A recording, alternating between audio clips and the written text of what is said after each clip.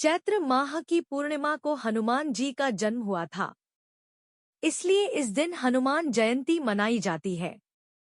हनुमान जी श्रीराम के अनन्य भक्त थे और उन्हीं की भक्ति में लीन रहते थे। हनुमान जी की माता अंजना और पिता वानरराज केसरी थे, इसलिए इन्हें अंजनी पुत्र और केसरी नंदन भी कहा जाता है।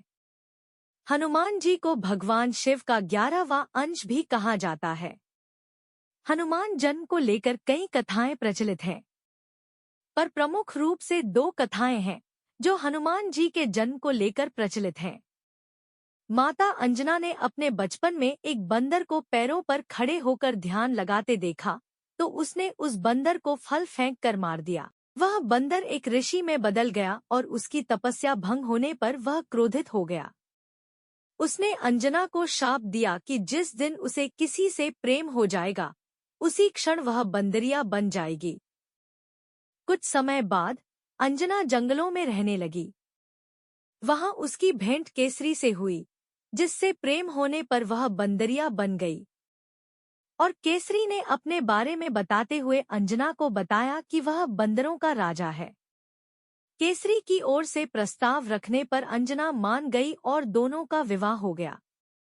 अंजना ने घोर तपस्या कर भगवान शिव से उनके समान एक पुत्र मांगा।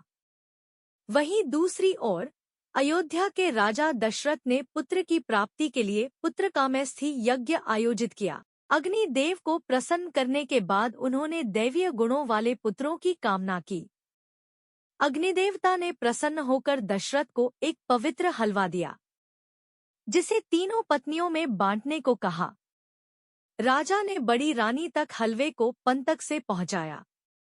वहीं बीच में कहीं माता अंजना प्रार्थना कर रही थी। हवन की कटोरी में वह हलवा जा गिरा।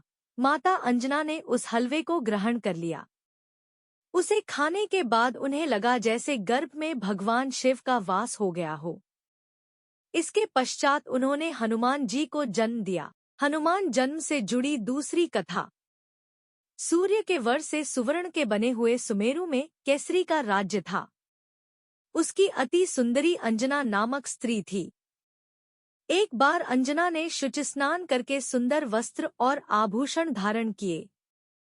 उस समय पवन देव ने उसके कान के छिद्र में प्रवेश किया और आते समय आश्वासन दिया कि तेरे यहाँ सूर्य, अग्नि एवं सुवर्ण के समान तेजस्वी, वेद वेदांगों का ज्ञाता, विश्व में सबसे महाबली पुत्र होगा। और ऐसा ही हुआ।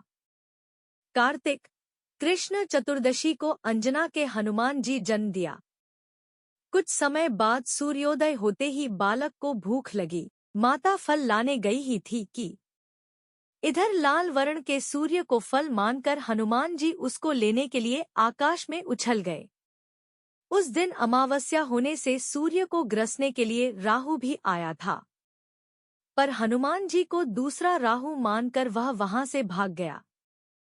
तब इंद्र ने हनुमान जी पर वज्र से प्रहार किया, जिससे हनुमान जी मूर्छित हो गए। इंद्र की इस उद्दंडता का दंड देने के लिए पवन देव ने पृथ्वीलोक की वायु का संचार रोक दिया।